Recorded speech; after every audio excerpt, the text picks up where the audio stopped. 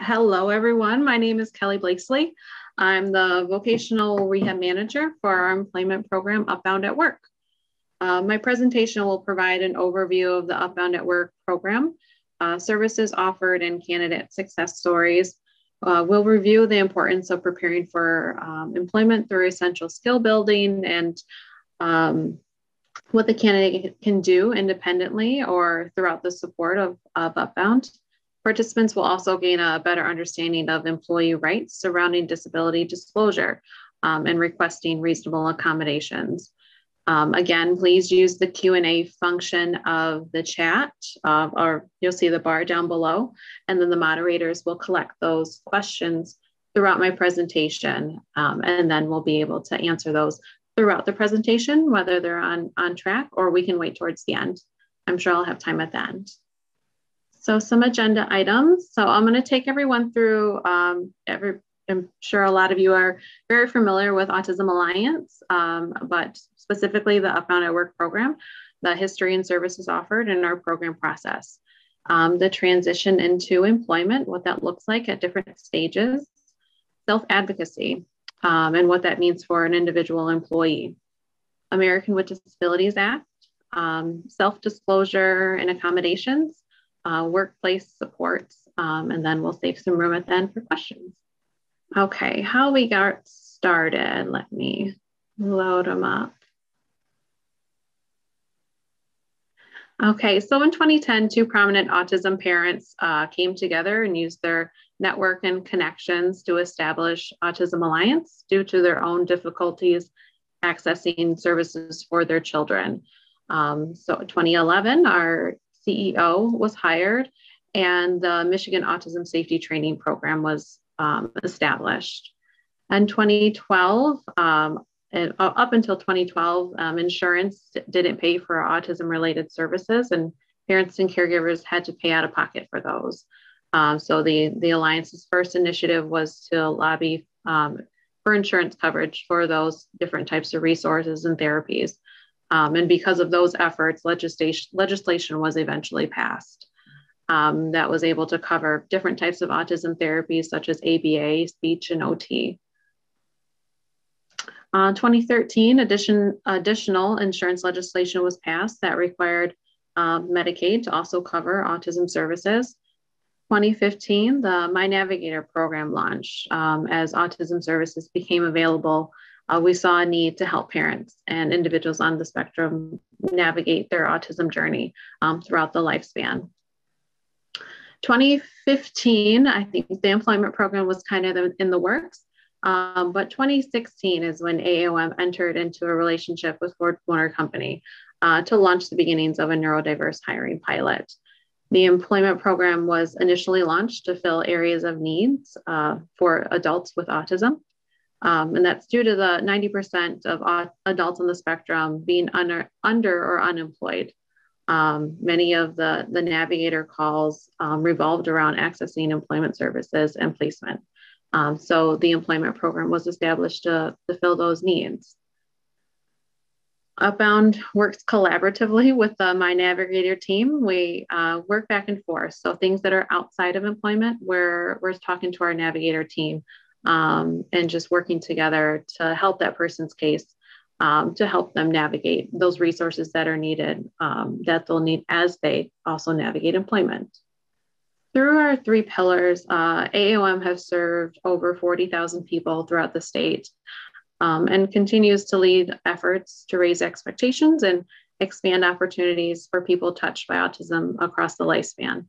In summary, we have our navigation, our My Navigator program, our education, which is Special Education Coalition for Employment, that is our Upbound at Work program. So again, just a little bit more, our Upbound at Work was created to fill the gaps and to address the underemployment rate for adults with ASD. We serve candidates and employers throughout the state of Michigan. Our primary service is to those with autism and related disabilities, although we do receive inquiries for other disabilities. If we feel like we're not the best agency for that person, we'll connect them with other partnering agencies. Disability employment initiatives we participated in vary from autism-specific hiring pilots to all disability hiring initiatives. So it's typically employer dependent, which they would prefer. Our goal is to get these individuals into work. It's our overall goal while we're providing some critical resources and supports in the process in order for them to have long-term retention with this employer. So an overview of our Upbound at Work employment process. I'll discuss the candidate's employment journey. So we begin with our intake through our system. So that is the intake into our database, which is found on our website. The individual inputs their information along with some of their work history, any medical history, what their diagnosis is. From there, they'll receive some automated responses that will collect additional information, then ask them also to take some assessments. So these may include computer-based assessments, some basic skills assessments that will link them to different types of career paths that match what their results are. We'll collect all of those in addition to any types of resumes or cover letters that they'd like to submit, and then move them along to the assessment interview. So we're getting additional information regarding their background. We're talking about their mental health history, any accommodations or disclosure history that they've used on the job, and any types of successes or challenges that they've had with aligning employment. So from there, we're really seeing, based on our intake, we're making the determination if the individual needs additional support before jumping right into the job search, or if they are ready for work and they simply just need Upbound to help align them with the appropriate opportunity. This could also just mean they want us to look at their resume. They want us to help them develop out a cover letter, things that they can use, and then independently use those things to move forward and do their job search on their own. If an individual is ready for work, we'll make that recommendation to an employer and support with training and coaching and follow along. On the employer side, the process is just as critical. We'll want to prepare them for hiring and supporting a neurodiverse employee. Once a position is identified or a candidate is identified for an open position, Upbound conducts a training for HR and the supervisors and adjacent staff. They're coached on individuals' disability rights and laws surrounding disability disclosure, what they can and cannot say. And then once that employee begins work, the supervisor is trained and coached on how to best support that person or how to implement any accommodations that they're asking for. So that long-term support, while we're encouraging independence while that person's on the job, we're following along for a year. We're a resource for that employee and for that employer. And we found that this has really shown success in our retention rates. And the employee is able to, either establish themselves within that company and move about within that, or they're taking those skills and using it to find other opportunities. So this is a variation of the services we offer at Upbound. And again, will depend on the individual's current skill set. Some noteworthy services that I really like are interview preparation using big interview software. So that's having that video feedback for our individuals who just don't really understand why they're not performing very well in an interview, or they're not aware of the nonverbals that they're displaying to the interviewers.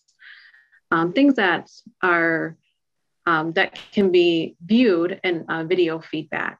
It also takes them through different types of questions that an employer would ask based on the industry that they're looking to enter. We have Shrewd, which is our monthly informational and networking event, which candidates with autism or related disabilities can learn some job readiness skills based on the topic. and interact with their peers. So it's just a good networking event, which has now had to be virtual. Let's see. So again, with our collaboration with the My Navigator team, we're making referrals to a navigator to help, in addition to finding employment. That person may also be looking to sign up for insurance or SSI, or they have some transportation barriers, or they need to get linked with any types of therapy services. So we're doing that at the same time as we're finding employment, because both of those services are very important. So the transition to employment preparation begins now. So middle school is the optimal time to begin preparing for employment, whether that your goals are to transition into the workforce or to go into post-secondary school. It can be discussed throughout middle school, and taking that time to identify where the interests are for that student and where their strengths are, and then what types of career paths overlap with those.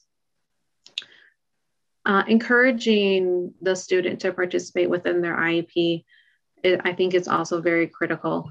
It allows the student to understand what types of supports are being offered to them while they're in school, and just so they have an awareness of that, awareness of their disability, awareness of their supports, because in their adulthood, they'll talk about their disability and they'll talk about accommodations. So there'll be some transferable skills that they can use as they grow. Middle school is a great time to, I believe, take some career assessments and see where those interests lie, and then seeing what skills may need to be developed. Just kind of getting that student in that mindset, what they'll need to grow into, or what types of things they'll need to shadow. With the internet, I encourage a lot of research and looking at different job codes on YouTube, seeing what that person does on a day-to-day basis. And we can do it from the touch of your computer. High school, additionally, if there hasn't been any participation in an IEP yet, I definitely believe that's a critical need for, for a high school student. The career cruising modules are typically implemented for students as mandated throughout the state of Michigan. So they'll look at those and see what types of, what job codes they've aligned into based on those results. And then do some critical thinking. Do we need to look at some volunteer opportunities? Do we need to focus or revamp the IEP to focus on different types of courses that they can take throughout school that can help develop that career path that they're looking to pursue. High school, we are also determining whether you want to do the diploma track or certificate track, which ultimately determines what they'll be doing after high school, whether that's vocational training or that's into the workforce or post-secondary. So post-high school options, post-secondary programming, so being included in school vocational services if offered, or exploring trade schools offered throughout the state of Michigan. So the state vocational rehab specific for those with disabilities is called MCTI, Michigan Career and Technical Institute. Having an active role in IEP, as I said before, career goals should match that student's interests, and there should be a responsibility of the student to speak up and just state if those goals are on track and with what they're thinking for themselves. Having those key stakeholders at the table is really optimal when discussing transition planning, and understanding what roles each of them will play. Implementation of a transition plan. So I graduated, now what? Let's refer back to that plan. If engaged with MRS was the key goal, then allowing that counselor to support the student with transitioning the career next steps. Those that enter the Upbound database, we're also working on, what are those next steps? Are you looking to go to school? Are you looking to volunteer? So we'll also link them with different resources or help provide some advice based on what stage they're at and what they're looking to pursue further. And hopefully it's not cut off at the end, so I apologize if it is. Higher level education and career exploration. So tapping into a university's disability services. So that could be, the disability services within the university or college, and understanding the protocol for them. So it differs by the university. So understanding that the pros and cons of each based on that student's strengths will be important. For instance, Eastern Michigan has their college supports program, which is a very hands-on supports for their students with autism. While MSU, Go Green, Resource Center for Persons with Disabilities, will have just a very however, not basic, but it's will be general to all disabilities.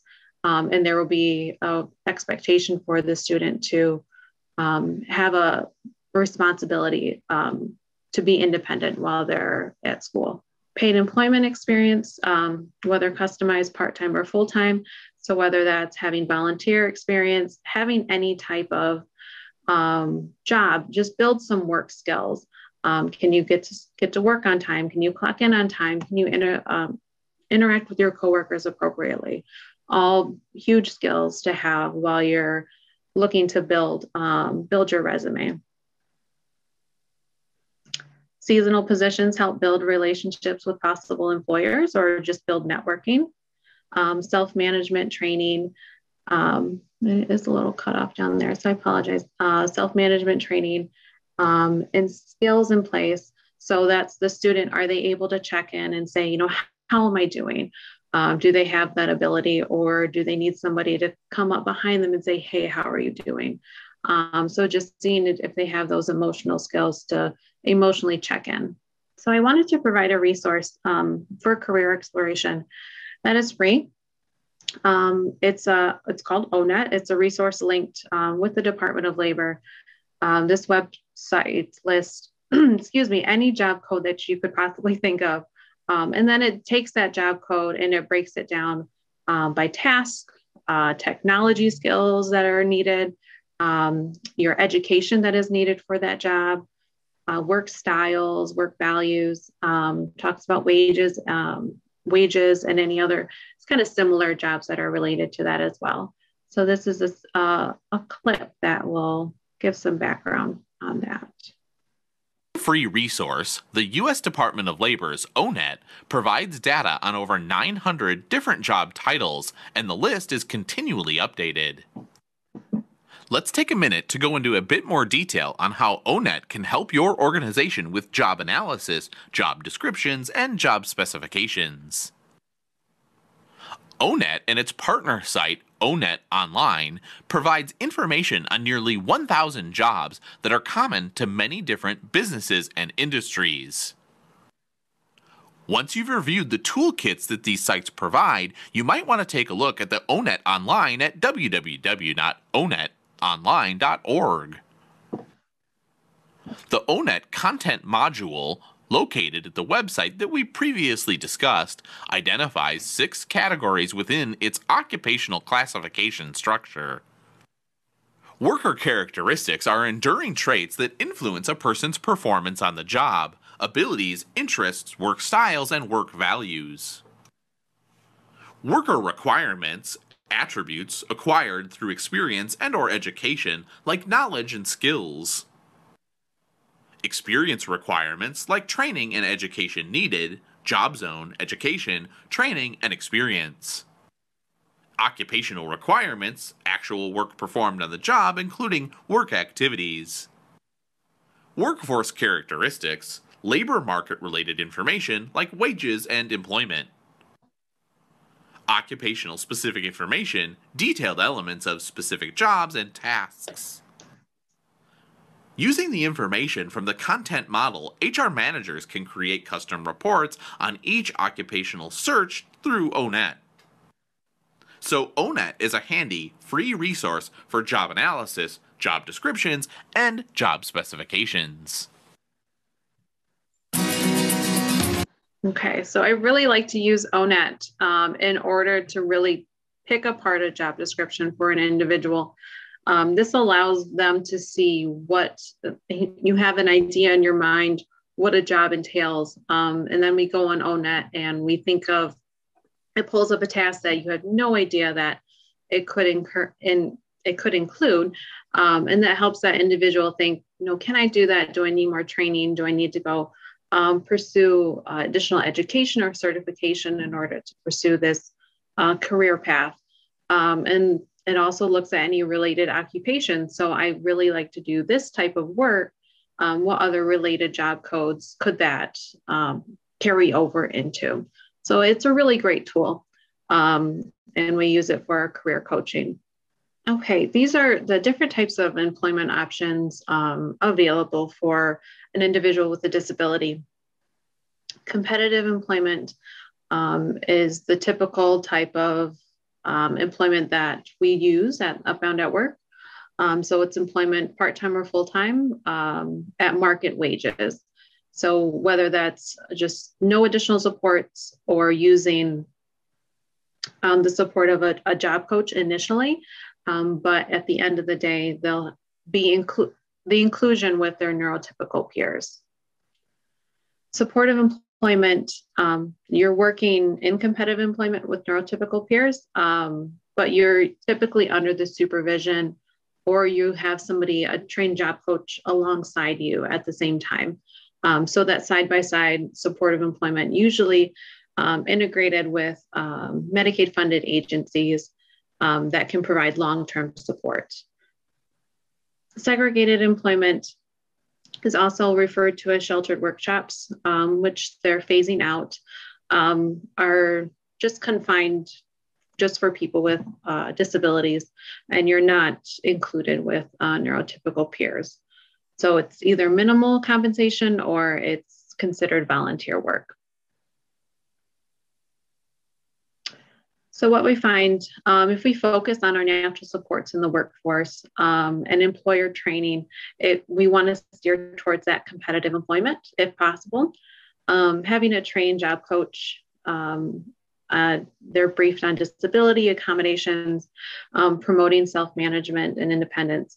It allowed them to be that initial support for that person and then do strategic fading so that that person can have long-term support. While also building those skills, should you need help down the road, how do you know how to tap those? Access to transportation for work.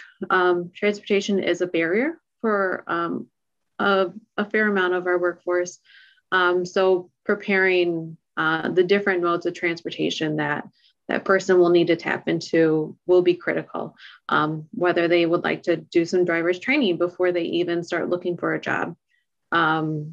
They can get support with doing that because that'll just only open the doors for different types of employment opportunities. Self-advocacy, what works best for me? So we like to encourage and teach our candidates how to perform self-advocacy to increase their ability to be independent long-term on the job. We find that doing that self-check-in for themselves, the how am I doing, isn't enough because it's often that person's perspective of themselves. They'll think that no news is good news, and sometimes that's not true.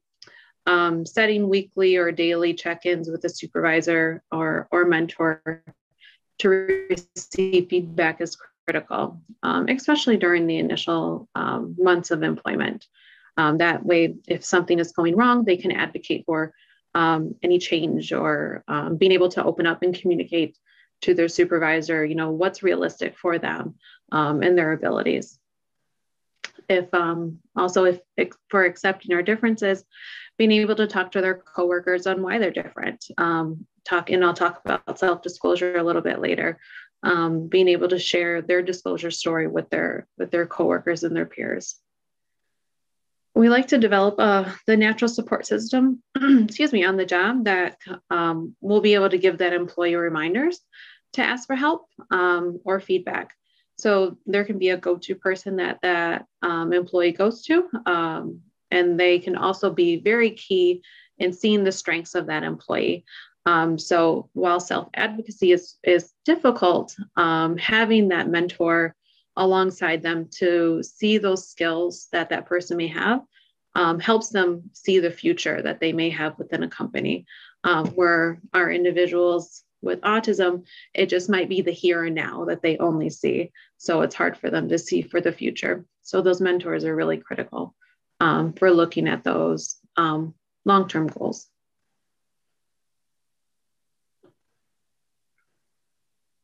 I'm going to talk about the American with Disabilities Act.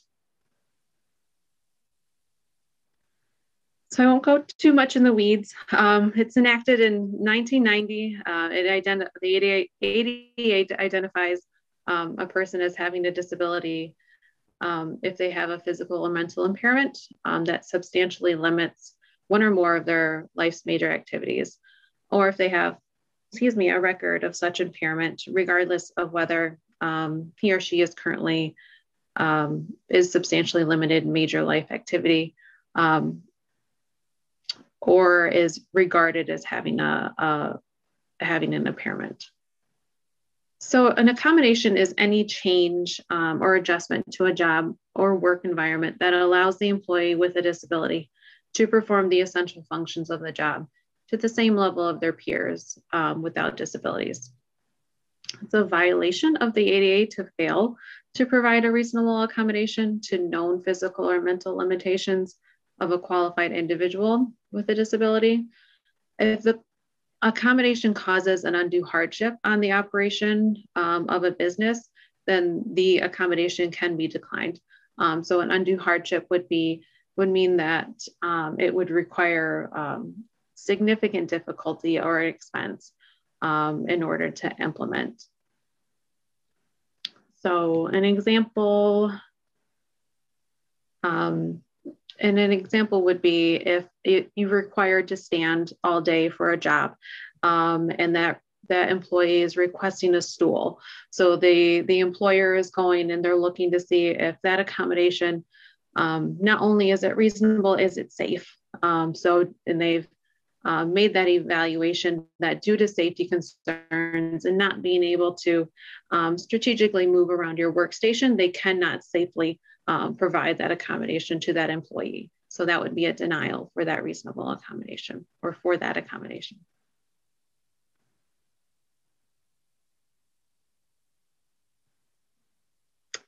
So when coaching our candidates, we start with the working knowledge of the ADA and how their disability affects their daily life. Disclosing their disability will be a requirement in order to utilize an accommodation. And that leads us to disability disclosure. So disclosing your disability, a verbal or formal letter disclosure is acceptable and must be noted by the employer. So if it's a verbal disclosure of your disability and accommodation, the employer must take note. So we advise having a formal letter to present to HR or an immediate supervisor indicating the disability and any accommodations being requested. So this really puts it all on paper and it really talks about what you need and why you need it. So a great resource to tap into is JAN, the Job Accommodation Network for both the employee and the employer. So it picks apart the what types of support would be needed for a disability, and it gives different examples. So when an employer is looking to support an employee, they can go on this website, and we can pull it up. Very user friendly.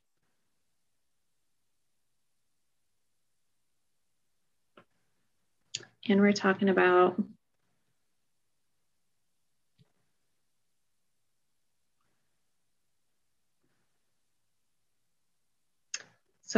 questions to consider. What limitations is the employer experiencing?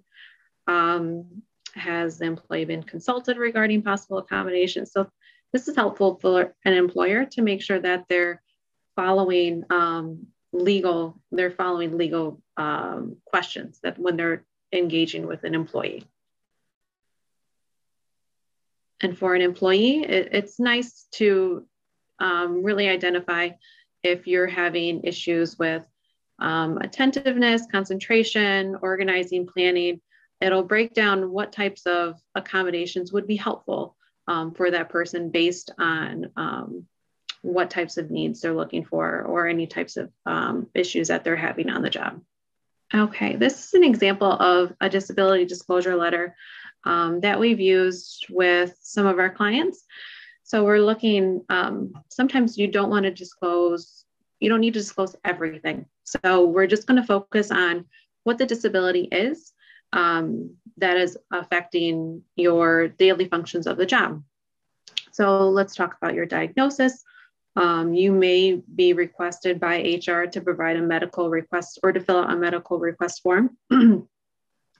When in the letter, I like to state, when did you disclose your disability? So as I indicated in my interview, when I met with you, with my supervisor, John Smith, I have a disability of autism spectrum disorder. My challenges are X, Y, and Z, and it will impact my job, the function of my job, and then list that. Having awareness of your disability is important. So, and just have an idea of how you're going to cope with it or how you've coped with it in the past. Accommodations that you feel would be helpful for you to overcome or be able to perform at the same level as your peers. So for instance, you can indicate that you would like a change in the job setting.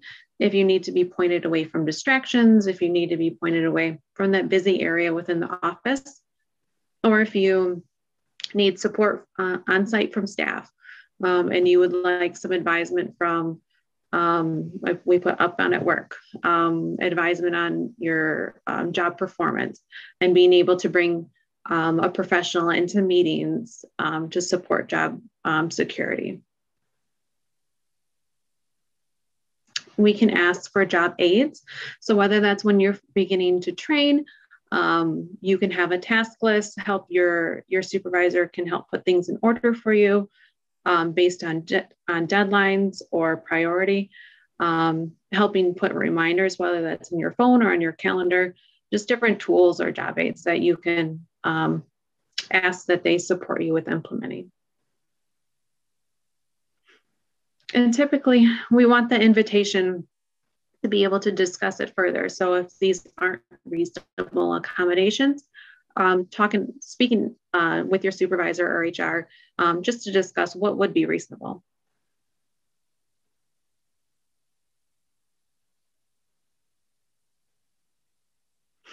Workplace supports, accommodations and strategies.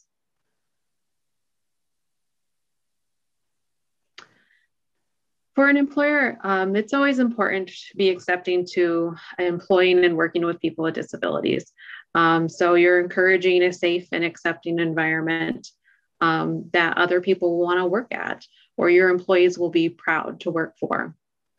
So many candidates may reference bullying in their youth, or they had no benefit of disclosing. So being able to promote that when you do disclose, everything is confidential and that you are very open and supportive to hiring people with disabilities helps overcome that fear of disclosure. Training staff is always important. So on how to work with people with disabilities, learning new communication strategies, and knowing how to ask for feedback for yourself. How am I doing as an employee? How am I doing as a supervisor? So what I'm doing, it could change and I could be better. So ensuring leadership commitment, coming from the top down, why it's important to not only to support a neurodiverse workforce, but to hire. Assigning a responsibility, that could be a department lead that leads a neurodiversity workforce. Assigning responsibility to a specific person, finding a partner, so a coworker or internal mentor or supervisor, and then identifying natural supports. So if that person is struggling with any issues or coping with stress outside of work and it's kind of transferring back onto work, having either that partner, talk to that employee and saying, hey, it sounds like you're struggling.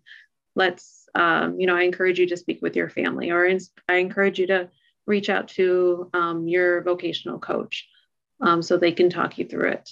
So these are some examples of some workplace accommodations. Again, using the AskJan website is great if you need additional ideas. These are just a few examples we've found success with implementing. There's also the sensory difficulties that we've seen with our individuals on the spectrum, such as smell or sight, just may impact behavior with an individual with autism. Some examples of accommodations would be using labels with words or symbols to provide visual cues about expected behavior in the workforce, or providing patterns in the use of low arousal colors, such as creams. So for multitasking, what we found, and I think this has been most recent for me, being able to put things in preferred order has been critical, or learning one task at a time and then just building upon that. Providing feedback, I will talk about feedback forever. You give it immediately. Don't give it a week later when you're thinking about it. Give it immediately in the moment. Explain performance standards of productivity and accuracy. And then put things in writing as well if you're expecting that person to perform within a specific standard. Or, as I said before, matching, looking at that person's strengths is also you can also match weaknesses with motivators. So I'm seeing what your strengths are, but I'm also looking at, what are you back burnering? But what do you like to do? So if you complete this task, then we can move on to something that you really enjoy. So being able to match weaknesses with motivators is critical for a supervisor.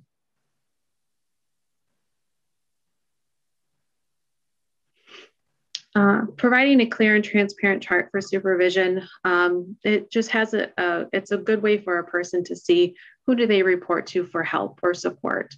And it also goes with an org chart. So if that person has any issues, they go to that mentor, that partner, that supervisor. They don't go all the way to the top, to the CEO. That's a scenario we're working through, and something we see very consistently. So Betty has a high school diploma with various work experiences at an entry-level capacity. Past experiences had been primarily working individually with a supervisor direction, and limited experience working with the general public. At first presentation, Betty appears to have appropriate conversation skills. She's able to carry appropriate facial expressions and is motivated to work. She does not feel comfortable disclosing her disability at her next job. Betty was recently hired to start working as a cashier at a local retailer. She did not disclose before the application or during the interview. During her first weeks of work, things were going well and acclimated appropriately to her new position. Recently, Betty has started to struggle at her position, especially with the customer service aspect. She has gotten many complaints from customers about her attitude and ability to make the experience pleasant. Betty noted that angry or difficult customers increase her anxiety and stress levels. Betty ultimately was fired from her position due to not being able to make changes to her behaviors and is now unemployed. Based on Betty's experience, what are some things that you would have done differently? So again, this is one of those experiences that we've heard about very frequently. So it's to start off doing well, and then you begin to deteriorate over time, and just based on negative feedback or lack of support and understanding, it just kind of reduces the confidence of that person. So in this scenario, Betty could have disclosed at the time of hire or during the first conversation with her supervisor regarding the negative customer feedback. Potential accommodations that would have made her more successful could have been extra training with customer service and overall social skills. So just stating, I'm a person with disability. This is what would have been more successful for me on this job, is having that extra training. Being able to cope with negative or difficult customers, being able to role play, extra training on how to do that. If possible, another accommodation could be reducing or eliminating her time at the register and checking out customers. Again, if it's an essential function of the job, it might not be a reasonable accommodation. So if eliminating isn't possible, potentially changing her shift to cover the register during slow periods, just to reduce stress and anxiety. If that's not possible, again, this is trial and error. If one accommodation doesn't work, seeing if we can change the job code altogether and just work a different section of the store. And that's, if it's appropriate, if it's even an open part of the job. So it has to be appropriate for the store, and it has to be a reasonable request. So for this instance, we would have advised, and for future placements, we'll advise Betty to disclose whether on the application during the interview or once she's hired, and then just being able to say upfront what her accommodations would be so that she's more successful long-term. Another support, and this goes along with support on the job and that long-term follow-along. Upbound is an authorized service provider for Michigan Rehabilitation Services. We'll support the candidate with meeting their individualized plan of employment goals, help them through initial intake assessment, job development and placement, job coaching, and follow along. And these are the steps that require an individual to get engaged with MRS. Again, a service that we can support a candidate getting aligned with.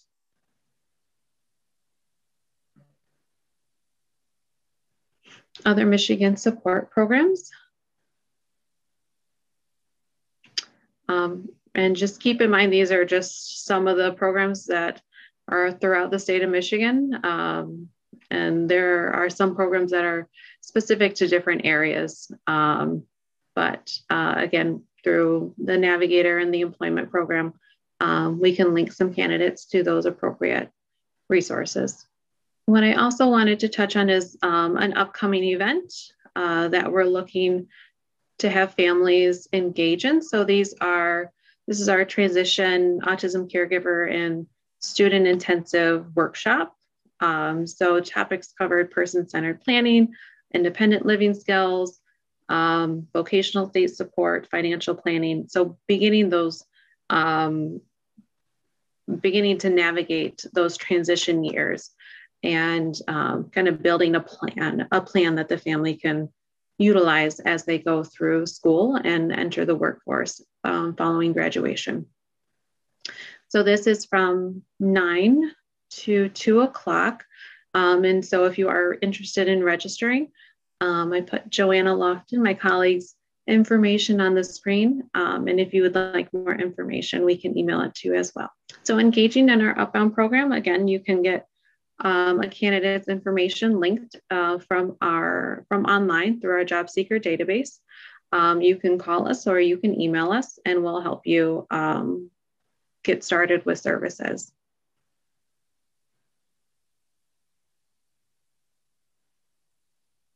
And I wanted to give some opportunity to answer any questions that you may have. So please feel free to, Kara, if you can help me facilitate any questions, that would be great. I would love to leave some time for that. Absolutely. We do have a few in the Q&A right now, so I'll just get started. What is the job market looking like from your angle right now currently due to the COVID climate? Can you give some insight to that? Yes. So virtual nature for a lot of our higher professional type of roles. We were from approach as we did that 1001 positions to hire for our adults with disabilities. We've had some good outreach from different employers. So that has been manufacturing type of settings, but also engineering.